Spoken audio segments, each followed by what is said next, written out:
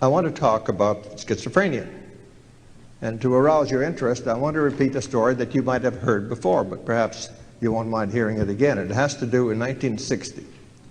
I received a phone call from a doctor in California who was crying on the phone. And he said to me, my son, 12, has been diagnosed with schizophrenia.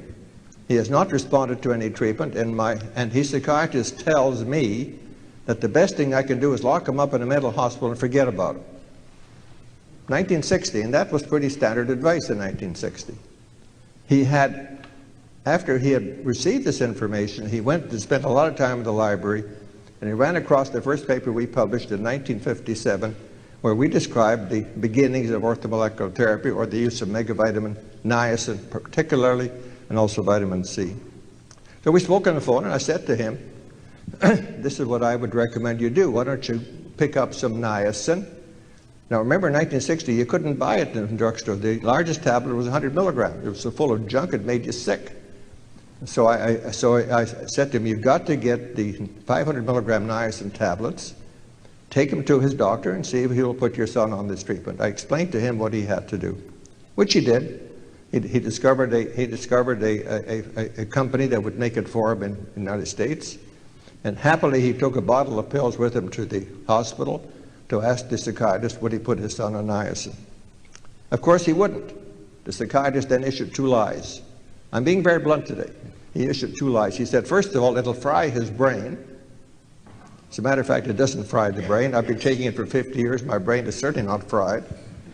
And secondly, he said, we have tested it and it doesn't work. And that was their second lie.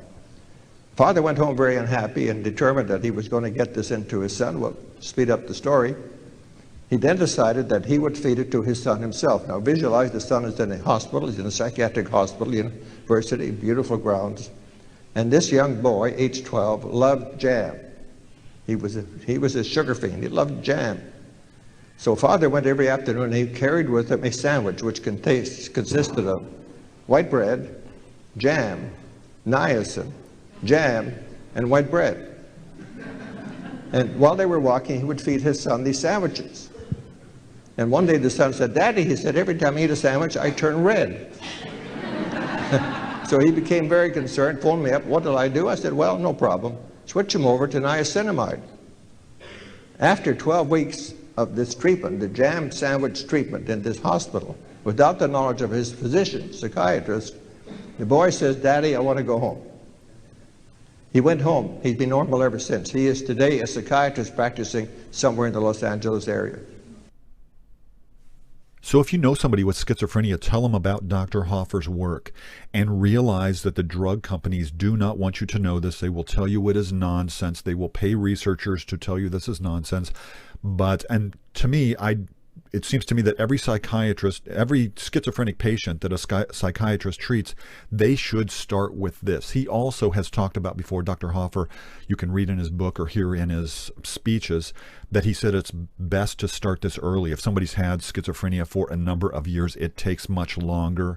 And so, but please let people know if you know somebody with schizophrenia.